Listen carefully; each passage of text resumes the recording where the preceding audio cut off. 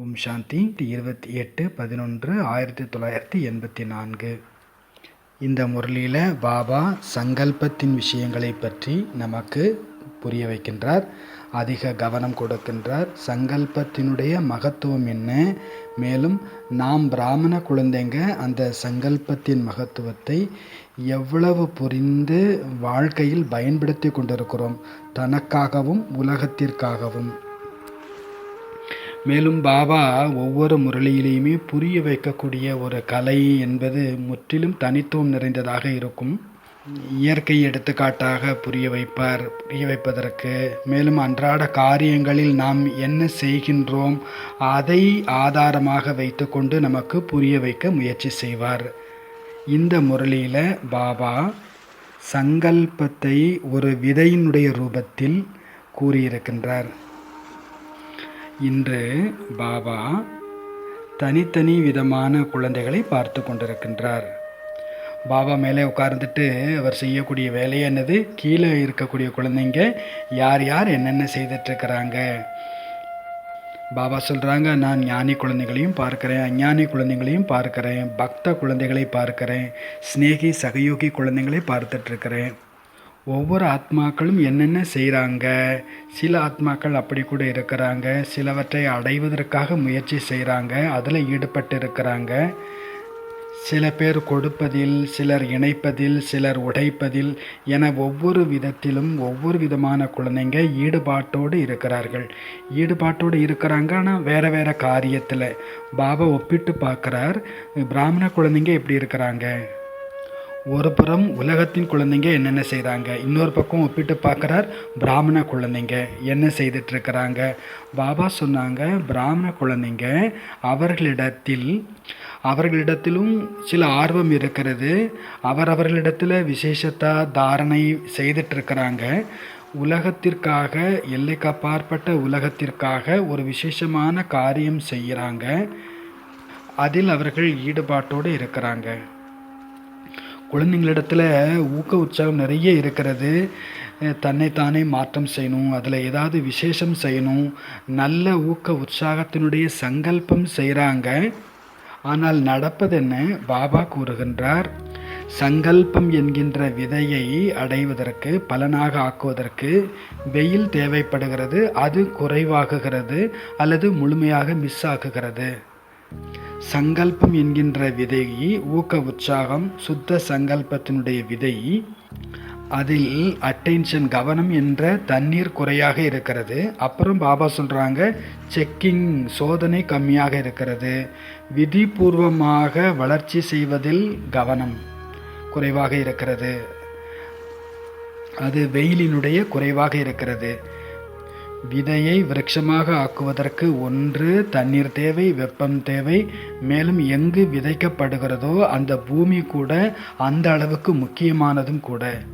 நம்ம தண்ணீர் கொடுக்கலாம், வெயில் கொடுக்கலாம், ஆனால் அந்த பூமி, அந்த சூழ்நிலை எங்கு விதை இடப்பட்டிருக்கிறதோ அங்கு சூழ்நிலையே சரியில்லை என்றால், அல்லது வறண்ட பூமியாக இல்லை என்றால், உரமே இல்லை என்றால், பிறகு அந்த விதை பலன் கொடுக்கக்கூடியதாக இருக்காது அல்லவா. ஆக நம்ம இந்த டாபிக் நம்ம எடுத்துக்கொள்வோம். பாபா நமக்கு கவனம் கொடுக்குறாங்க. வெயில் மற்றும் பூமி, இந்த இரண்டு விஷயத்திற்குமே கவனம் இருக்கிறது, ஒரு சங்கல்பத்தை பலனுடையதாக ஆக்குவதற்கு. அவை என்னென்ன, எல்லாவற்றிலும் முக்கியத்துவம் நிறைந்த விஷயம். ஒரு வீட்டில் குழந்தை இருக்கிறது, சின்ன குழந்தை இருக்கிறது, அவங்களுடைய அம்மா அப்பா இருவருமே நல்ல விதமாக பாலனை கொடுக்கலை. அப்பா சொல்கிறார், நான் என்னுடைய வேலையில் பிஸியாக இருக்கிறேன், என்னால் நிறைய நேரம் கொடுக்க முடியல. அம்மா சொல்கிறாங்க, எனக்கும் கூட நேரம் இல்லை. அப்போ குழந்தையினுடைய நிலைமை என்னவாகும், அந்த குழந்தையினுடைய வளர்ச்சி நல்ல விதமாக இருக்காது. இன்னொரு சூழ்நிலையை எடுத்துக்கொள்வோம். தாய் தந்தை நல்ல கவனம் கொடுக்குறாங்க, ஆனால் அந்த குழந்தை யாருடைய சூழ்நிலையில் வளர்ந்து கொண்டிருக்கிறது, நட்புகளில் வளர்ந்து கொண்டிருக்கிறது, அது சரியில்லை என்றாலும் கூட குழந்தை சச்சரவை சந்திப்பதற்கு வாய்ப்பு இருக்கிறது. இன்றைய காலங்களில் சூழ்நிலை எப்படி இருக்கிறது, எல்லோரையும் மனதை சஞ்சலப்படுத்துவது என்னவாக இருக்கிறது, மொபைலாக இருக்கிறது. எல்லாருக்குமே எக்ஸ்பீரியன்ஸ் உண்டு. இன்றைக்கு விஞ்ஞானத்தினுடைய வளர்ச்சி, அது சிஸ்டமாக இருக்கட்டும், மொபைலாக இருக்கட்டும், பல விதத்தில் மனதை சஞ்சலப்படுத்தக்கூடியதாக இருக்கிறது. நம்ம சங்கல்பம் பண்ணுறோம், அட்டென்ஷன் கொடுக்குறோம், விதியும் செட் பண்ணியிருக்கிறோம். ஆனால் இந்த சூழ்நிலையானது மொபைல் மாதிரியான டிஸ்ட்ராக்ஷன் இதன் காரணமாக தேவைப்படக்கூடிய அந்த சங்கல்பத்தினுடைய பலன் கிடைக்காமல் இருக்கிறது. சூழ்நிலையில் பலவிதமான சூழ்நிலைகள் இருக்கின்றன. சுற்றி இருக்கக்கூடிய மனிதர்களாக இருக்கலாம், அல்லது பொருட்களாக இருக்கலாம், அது பணமாக இருக்கலாம், வீடாக இருக்கலாம், மொபைலாக இருக்கலாம். இவற்றில் மிக முக்கியமானது மொபைலினுடைய பயன்பாடு தான் அதிக மனதை திசை திருப்பும் விஷயமாக இருக்கிறது. பாபா கூட நமக்கு இது பற்றி என்ன சொல்கிறாங்க? கவனம் என்றால் என்ன, அட்டென்ஷன்னா என்ன? ஒரு 10 செகண்டுக்கு நாம் எல்லாருமே நம்முடைய கண்ணை மூடி இருப்போம். எங்கே நீங்கள் உட்கார்ந்துருக்கிறீங்களோ, கீழே தரையில் விரிப்பாலாக இருக்கலாம், அல்லது சோஃபாவில் இருக்கலாம். அதை டச் பண்ணுங்கள், அதை ஃபீல் பண்ணுங்கள். இது எவ்வளோ ஸ்மூத்தாக இருக்குது, எவ்வளோ ரஃப்பாக இருக்குது, அதை நீங்கள் கொஞ்சம் ரியலைஸ் பண்ணுங்கள், ஃபீல் பண்ணுங்கள். நான் எதில் உட்கார்ந்துருக்கிறேனோ அதை டச் பண்ணி ஃபீல் பண்ணுங்கள். கொஞ்ச நேரத்துக்கு உங்களை சுற்றி வரக்கூடிய சப்தங்களில் கவனம் கொடுங்க. சரிதானே? ஓம் சாந்தி. இப்போது கொஞ்ச கணத்துக்காக நம்முடைய முழு ஃபோக்கஸ், ஒருங்கிணைப்பு, ஒருங்குவிப்பு எதில் இருந்துச்சு? ஃபோக்கஸ் எதில் இருந்துச்சு? ஒரே ஒரு விஷயத்தில் வந்துவிட்டது. அதுதான் கவனம், அதுதான் ஃபோக்கஸ், ஒருமுக குவிப்பு. திரும்ப திரும்ப இந்த விஷயம் என்னவாயிடுது? டிஸ்ட்ராக்ஷன் ஆகிடுது. நம்ம ஏதாவது வேலை செய்கிறோம், மொபைலில் நோட்டிஃபிகேஷன் வருது, உடனே கவனம் அங்கே போயிடுது.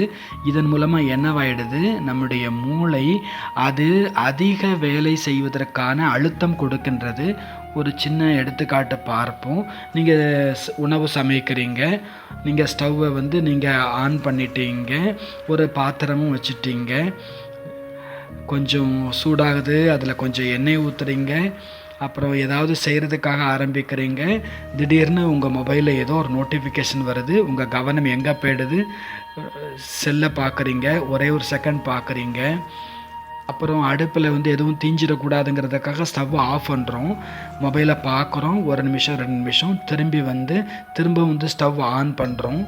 திரும்பவும் அந்த சமையல் வேலை ஆரம்பமாகுது, கொஞ்சம் சூடாகுது. ஏன்னா முதல்ல ஆஃப் பண்ணதுனால கூல் ஆகிடுச்சு. இப்போ கரம் ஆகிறதுக்கு, சூடாகிறதுக்கு லேட் ஆகுது. பிறகு திரும்பவும் செல்லிலேருந்து ஒரு நோட்டிஃபிகேஷன் வருது. அப்புறம் திரும்பவும் ஸ்டவ் ஆஃப் பண்ணுறீங்க, மொபைல் பக்கம் போகிறீங்க, செக் பண்ணுறீங்க. 2 நிமிஷம் ஆச்சு. அப்போ மொபைல் பக்கம் போகும்போதெல்லாம் நீங்கள் ஸ்டவ் ஆஃப் பண்ணுறீங்க, திருப்பி வரும்போது திருப்பி ஆன் பண்ணுறீங்க. இப்படி செய்துக்கிட்டே இருக்கும்போது அந்த உணவு சமைக்கப்படுவதற்கு எவ்வளோ நேரம் ஆகும்? அதிக நேரமாகும் இல்லையா? அதே சாப்பாடு தான் நம்ம 20 நிமிஷத்தில் 30 நிமிஷத்தில் முடிஞ்சிருக்க வேண்டியது 1 மணி நேரம் கூட ஆகிடும். ஏன்னா திரும்ப திரும்ப நம்ம ஆஃப் பண்ணிகிட்டே இருக்கிறோம். இங்கே கூட என்ன நடக்குது? எப்போவெல்லாம் மனம் டிஸ்ட்ராக்ட் ஆகுதோ, மனம் சிதறடிக்கப்படுதோ, ஒரு புத்தகம் படிக்கலாம், ஏதோ ஒரு காரியம் செய்கிறேன், அதில் திரும்பி திரும்பி மனம் சிதறும் பொழுது அதில் மனசு அதில் சுவிட்ச் ஆஃப் ஆகிடுது, திரும்பி வருது, திரும்பவும் மீண்டும் ஆரம்பம் செய்கிறோம். அப்போது நம்ம கொஞ்ச நேரத்தில் செய்ய வேண்டிய வேலையானது நீண்ட நேரம் எடுத்துக்கொள்வது. மூளையும் கூட அதிக வேலை செய்ய வேண்டியிருக்கிறது. மல்டி டாஸ்கிங் என்பது மூளைக்கு நல்லது இல்லை. இது புதிய ஆராய்ச்சியில் கண்டுபிடிக்கப்பட்டுள்ளது. மல்டி டாஸ்கிங் இஸ் எ லை, அது ஒரு பொய் அப்படின்னு சொல்லப்படுது. அது ஹெல்த்தியானது இல்லை. நீங்கள் ஒரு நேரத்தில் ஒரு விஷயத்தில் தான் கவனம் கொடுக்கலாம்.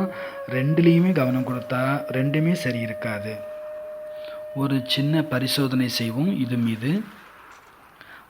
அறிவியலில் ஒரு வார்த்தை இருக்குது, நியூரோபிளாஸ்டிசிட்டி அப்படின்னு நம்ம சொல்கிறோம். ஒரு வேலையை நம்ம திரும்பி திரும்பி செய்யும் பொழுது நம்முடைய நியூரான்ஸ், நம்முடைய பிரெயினில் இருக்கக்கூடிய நர்வ்ஸ் ஒன்று மற்றொன்றோடு இணைய ஆரம்பிக்கின்றது. அந்த காரியத்தோடு அது இணைக்கப்படுகிறது. இப்பொழுது நம்ம பிரெயினை எப்படி யூஸ் பண்ணுறோமோ அப்படி நெட்வொர்க் அமைகிறது. எப்படி நீங்கள் சொல்கிறீங்களோ அப்படி தான் உருவாகும். திரும்ப திரும்ப ஒருமுகப்படுத்துறதுல கவனம் கொடுத்தா நெட்வொர்க் அப்படித்தான் அமையும். அதாவது மூளையினுடைய நியூரான்ஸ். திரும்ப திரும்ப மனச்சிதறல்களில் நீங்கள் போயிட்டு இருந்தீங்கன்னா உங்களுடைய மூளையினுடைய நியூரான்ஸ் அப்படித்தான் அமைக்கப்பட்டு விடும். இப்போ ஒரு ஆக்டிவிட்டி நம்ம ஒன்று செய்ய போகிறோம். எல்லார் கையிலையும் பேப்பர் பேனா வந்துடுச்சு. முதல்ல பாக்ஸ் பண்ணுவோம். போர்டில் காண்பிக்கப்பட்ட மாதிரி எழுதிப்போம். நம்ம பாக்ஸ் பண்ணிவிட்டு நடுவில் ஒரு கோடு போட்டுக்கலாம். அதாவது கட்டங்கட்டமாக நம்ம வந்து பேப்பரில் எழுதிக்கலாம், வரைஞ்சிக்கலாம். ஒரு சின்ன கால அட்டவணை போல் நம்ம ஒரு டேபிள் மாதிரி நாம் வந்து கோடு போட்டுக்க போகிறோம். இப்போ நம்ம ஒரு வாக்கியம் எழுத போகிறோம். எடுத்துக்காட்டுக்கு, நான் ஒரு பரம பவித்ர ஆத்மா. இதை வந்து நீங்கள் மேலே உள்ள கட்டத்தில் எழுதிக்கணும். நான் இன் ஓ ரு ப வி இத்திர ஆத்மா. ஒரு எழுத்தையும் ஒரு கட்டத்தில் போட்டுடணும். மேலே உள்ள கட்டத்தில் அந்த சென்டென்ஸ் எழுதிடணும். அப்புறம் கீழே உள்ள கட்டத்தில் நான் அப்படிங்கிற வார்த்தைக்கு கீழே 1, இன் அப்படின்ற இந்த எழுத்துக்கு கீழே 2, ப அப்படின்ற எழுத்துக்கு கீழே 3, வி அப்படிங்கிற எழுத்துக்கு கீழே 4. இப்படி மேலே வந்து நான் பவித்ர ஆத்மான்னு எழுதிடக்கூடாது. நான் அப்படின்னு எழுதிட்டு கீழே 1, இன் அப்படின்னு எழுதிட்டு கீழே 2, அப்புறம் ஓ அப்படின்னு எழுதிட்டு அப்புறம் 3, ரூ அப்படின்னு எழுதிட்டு கீழே 4. இப்படி மாற்றி மாற்றி எழுத்தையும் எண்ணையும் நம்பரையும் மாறி மாறி எழுதணும். அடுத்தது நான் ஒரு பரம பவித்ர ஆத்மான்றதை கீழே நம்பர் எழுதாமல் வெறுமனே சென்டென்ஸாக மட்டும் எழுதுங்க. கீழே நம்பர் தேவையில்லை. வெறுமனே நான் ஒரு பரம பவித்ர ஆத்மா எழுதி முடிச்சிருங்க. அப்போது நம்ம 2 டாஸ்க்கு பண்ணியிருக்கிறோம். முதல்ல சென்டென்ஸை எழுதுவதோடு கூடவே நம்பரையும் எழுதிக்கிட்டே இருந்தோம். ஒரு எழுத்தையும் எழுதி நம்பர் எழுதணும். 2வது வந்து வெறும் சென்டென்ஸ் மட்டும், வாக்கியம் மட்டும் எழுதணும். இந்த 2 எழுதுனதில் என்ன ஒரு வித்தியாசத்தை நீங்கள் உணர்ந்தீங்க? நிறைய நேரம் எடுத்துக்குது. இதுக்கு பேர் தான் மல்டி டாஸ்கிங் சொல்லப்படுது. முதல் டாஸ்கில் என்ன ஆகிடுச்சு, 2 வேலை செய்கிறதுனால 2 சிந்திக்க வேண்டியிருக்கிறது.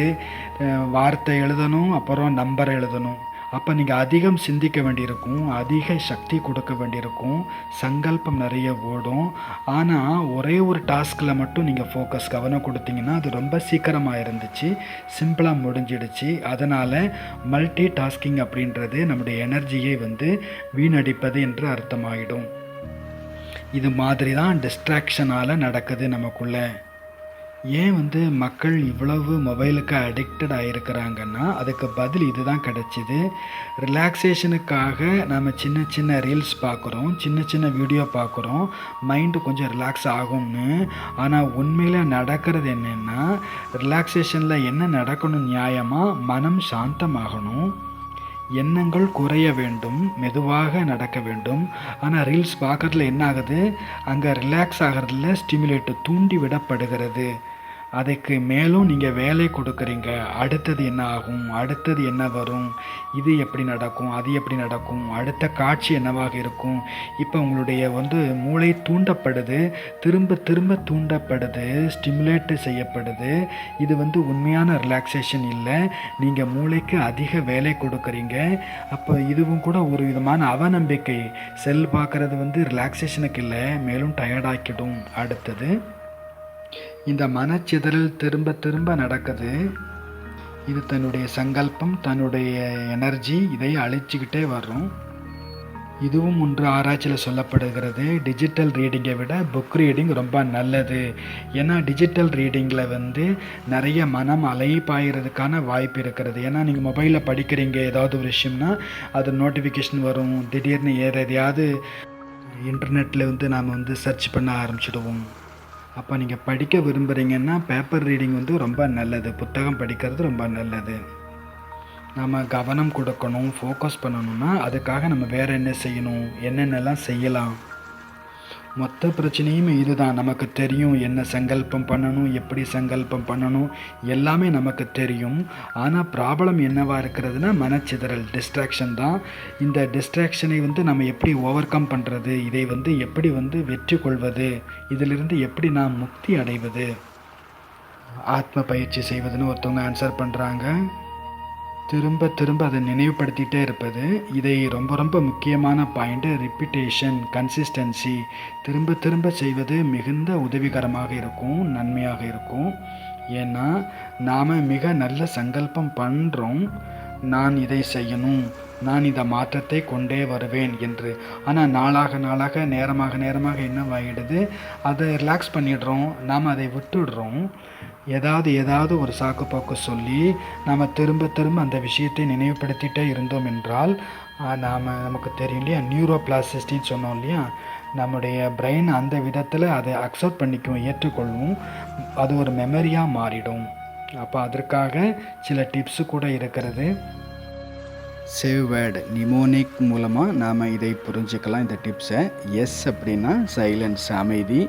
அமைதியில் இருப்பதற்கு நமக்கு நேரம் கொடுக்க வேண்டும். ஏனெனில் நம்ம நிறைய சங்கல்பம் கொடுத்துட்டே இருக்கிறோம், பண்ணிகிட்டே இருக்கிறோம். கொஞ்சம் அமைதியில் இருக்கணும். ஆரம்பத்தில் கொஞ்சம் சங்கல்பம் வரும், ஆனால் கொஞ்சம் கொஞ்சமாக அது அமைதியாயிடும்.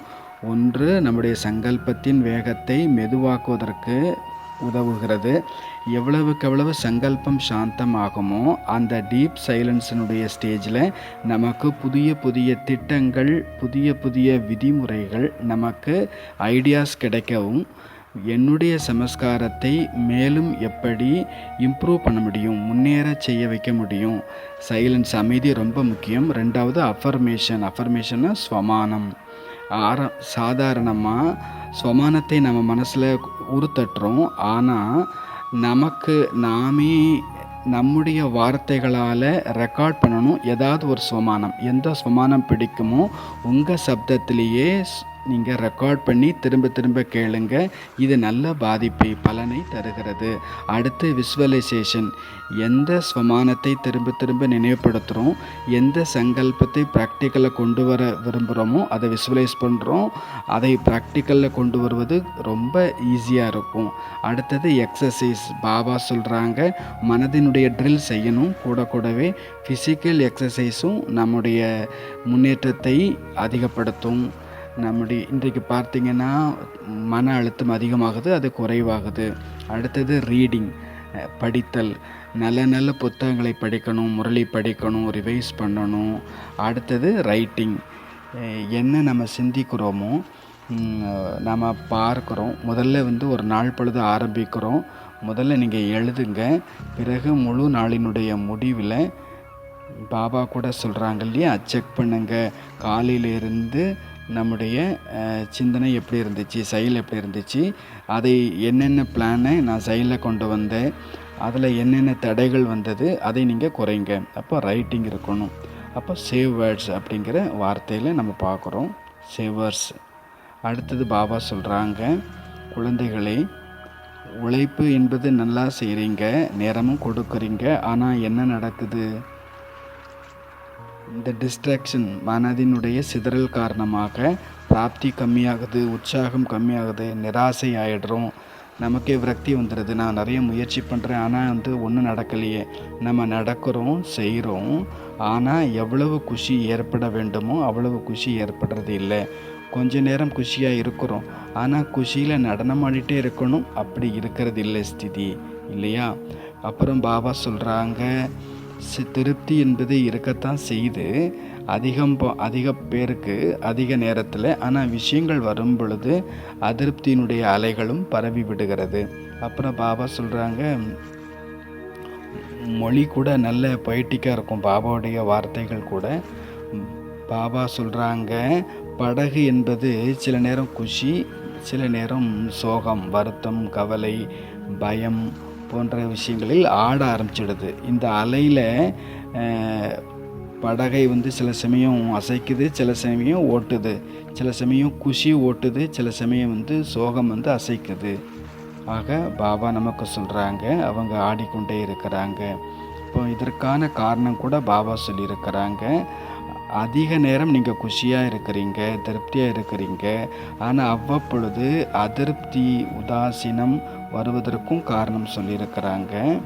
இந்த பாயிண்ட்டு ரொம்ப தனிப்பட்ட பாயிண்ட் இந்த முரளியில் சொல்லியிருக்கிறாங்க. ஞானம் என்பது சகஜம்தான். அதில் பாபா சொல்கிறார், யோகாவும் கூட சகஜம்தான். ஆனால் மற்றபடி முரளியில் என்ன வரும், யோகாவில் சொல்லுவாங்க, பாபாவுடைய நினைவில் குழந்தைங்களுடைய நினைவு என்பது கொஞ்சம் வலிக்கிடுறாங்க.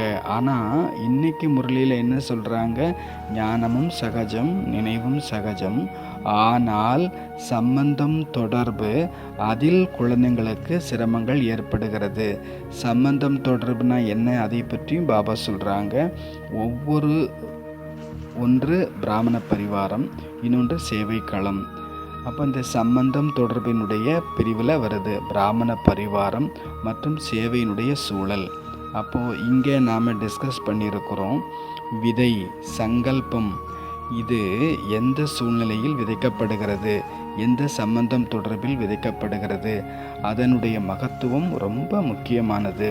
இந்த விதைக்கு அக்கம் பக்கத்தில் என்ன இருக்கிறது? பிராமண பரிவாரமும் சேவையும் இருக்கிறது. இதுதான் சூழ்நிலை. நம்ம எல்லாருமே பாபாவால் தேர்ந்தெடுக்கப்பட்ட குழந்தைங்க தான், விசேஷமானவங்க தான். இருந்தாலும் கூட பல ஜென்மங்களினுடைய கணக்கு வழக்கு இருக்கிறது. அது ஆங்காங்கே முடிப்பதற்கு நாம் சந்திக்க வேண்டியிருக்கிறது சூழ்நிலைகளை. ஆகவே பாபா சொல்கிறாங்க, எந்த விஷயங்கள் எப்படி அனுபவம் ஆகணுமோ அந்த மாதிரி அனுபவம் ஆகாமல் இருக்கிறது. ஏன்னா இங்கே கொஞ்சம் ஆட்டம் ஏற்படுகிறது. அதாவது சம்பந்தம் தொடர்பில் கொஞ்சம் ஆட்டம் காண்றோம். கொஞ்சம் நம்ம அதில் நம்ம கவனம் கொடுக்க வேண்டியிருக்குது, அதிகம் உழைப்பும் கொடுக்க வேண்டியிருக்கிறது. அடுத்தது பாபா சொல்லியிருக்கிறாங்க, இப்பொழுது கூட பாருங்கள், உலகத்தில் அதிகம் துக்கம், அசாந்தி இருக்கிறது, நிம்மதியற்ற நிலைமை இருக்கிறது. குழந்தைங்களாக்கி நீங்கள் விக்ன விநாசகர்கள். ஆனால் விக்ன விநாசக்கு குழந்தையாக இருந்த போதும் கூட அவ்வப்பொழுது என்ன ஆயிடுறீங்க? தன்னுடைய கஷ்டங்களை, அதாவது தடைகளை அழிக்கிறதுலையே கவனம் கொடுக்குறீங்க, நேரம் கொடுக்குறீங்க. எப்படி ஒரு வீடு இருக்கிறது, அந்த வீட்டை ரிப்பேர் பண்ணுறீங்க. சில நேரம் இப்போ தண்ணீர் ஒழுகுது, சில நேரம் கிராக் ஆகிடுது, சில சமயம் அலமாரி கெட்டு போயிடுது, அதை சரி செய்கிறீங்க. தன்னுடைய வீட்டை பராமரிப்பு செய்கிறதுலையே நீங்கள் மூழ்கி இருக்கிறீங்க, ஈடுபாட்டோடு இருக்கிறீங்க. அப்போது பாபா சொல்கிறாங்க, நீங்கள் உங்களுடைய வீட்டு மராமத்து பணியிலேயே உங்களுடைய நேரத்தை கொடுத்துட்ருக்கிறீங்கன்னா அடுத்தவங்களுக்கு வீட்டை எப்படி நீங்கள் உருவாக்கி கொடுப்பீங்க?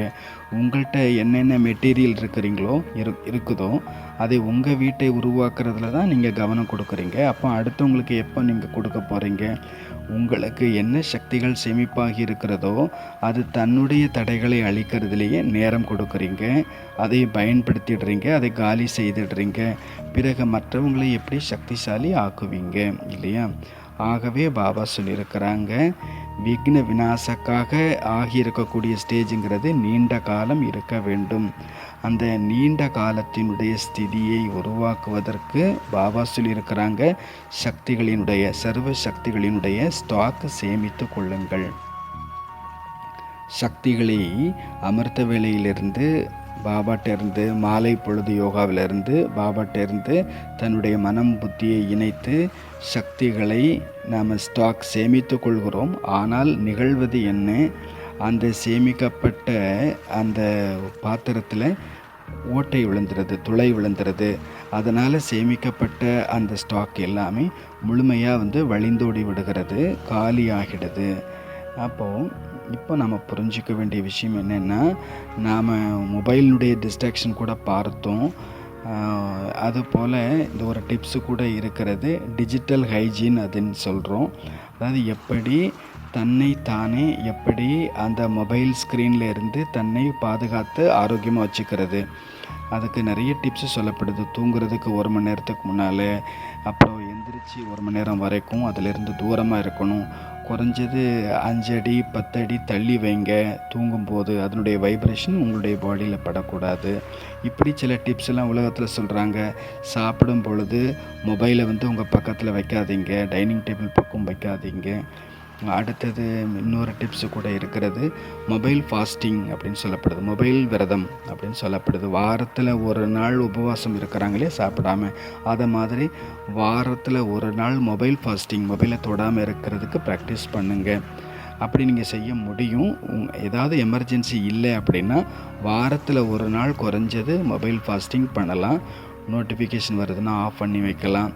சில மணி நேரத்துக்காகவாவது, முழு நாள் முடியாட்டாலும் கூட குறைஞ்சபட்சம் ஒரு சில மணி நேரத்துக்காவது செய்யலாம்.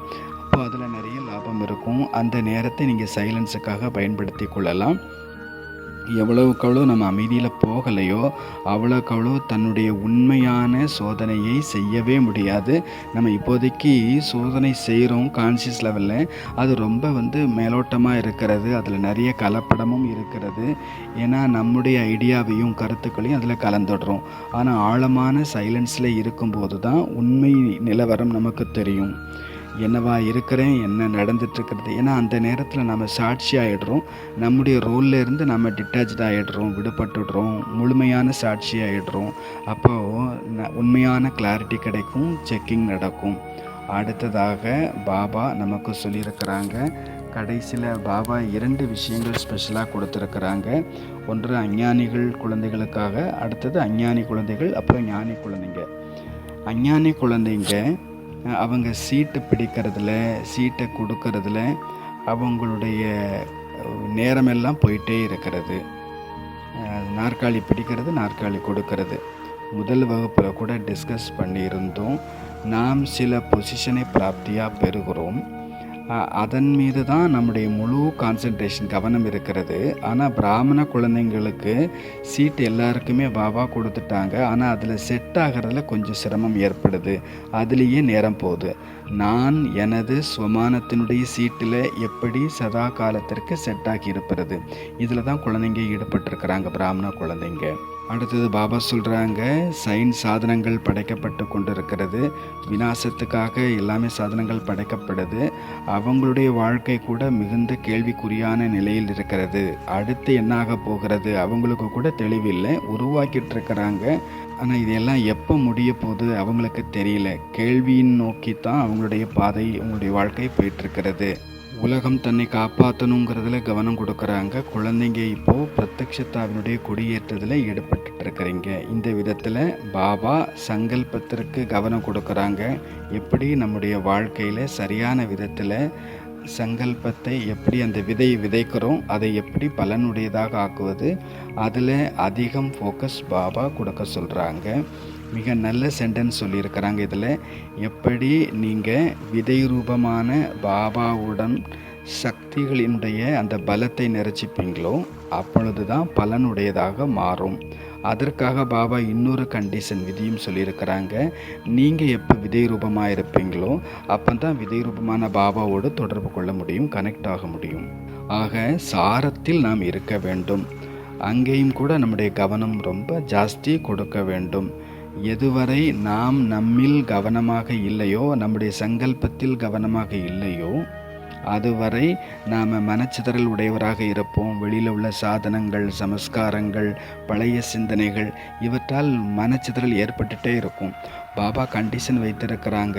நீங்கள் விதை ரூபத்தினுடைய ஸ்திதியில் இருந்து விதை ரூபமான பாபாட்ட கனெக்ஷன் வைங்க. அப்போ சக்தி நிறையும். உங்களுடைய சங்கல்பத்தில் சக்தி நிறையும் பொழுது அதற்குரிய பலனும் கிடைக்கும். ஆக இன்றைக்கான ஹோம்ஒர்க் என்னவெனில், முதல் ஹோம்ஒர்க் நம்முடைய பாவனையினுடைய அலைகளை பார்க்க வேண்டும். ஒரு சூழ்நிலை வருது, அதில் நீங்கள் ரொம்ப ரிலாக்ஸாக இருக்கிறீங்க, குஷியாக இருக்கிறீங்க. ஆனால் திடீர்னு ஒரு சூழ்நிலை வருது, யாராவது ஏதாவது சொல்லிடுறாங்க அல்லது ஏதாவது ஒரு சுச்சுவேஷன் ஏற்பட்டுடுது, அதில் நீங்கள் டிஸ்டர்ப் ஆகிட்டீங்க, தொந்தரவு அடைஞ்சிட்டீங்க. அந்த சுச்சுவேஷனை ஒரு முறை திரும்பவும் நாம் பார்க்கணும், புரிஞ்சுக்கணும். இப்படி ஏன் நடந்தது, என்ன செய்திருந்தால் அந்த சிச்சுவேஷனில் நாம் நம்முடைய குஷி நிலையாக இருந்திருக்கும். ஏன்னா அந்த சிச்சுவேஷன் சூழ்நிலை வருவதற்கு முன்னால் நான் ரொம்ப குஷியாக தான் இருந்தேன். ஆனால் ஒரு சூழ்நிலை வந்துச்சு, ஒரு மனிதனோ ஒரு சூழ்நிலையோ காரணமாக இருந்தது என்னுடைய குஷி காணாமல் போகிறதுக்கு. அந்த நேரத்தில் என்ன நடந்தது துல்லியமாக, என்னுடைய குஷியை நிலையாக வைத்திருக்கிறதுக்கு என்ன செய்திருந்திருக்க முடியும். இது நமக்கான ஹோம்ஒர்க். நம்முடைய பாவனையினுடைய அலைகளை செக் பண்ணணும். இரண்டாவது ஹோம்ஒர்க் பாபா சொல்லியிருக்கிறாங்க, சகஜம், நினைவும் ஞானமும் சகஜம். அப்போது சகஜத்தாவினுடைய ரகசியத்தை புரிஞ்சுக்கணும். ஞானம் சகஜம், நினைவு சகஜம். ஆனால் குழந்தைங்க சம்பந்தம் தொடர்பில் சிரமங்களை சந்திக்கிறாங்க.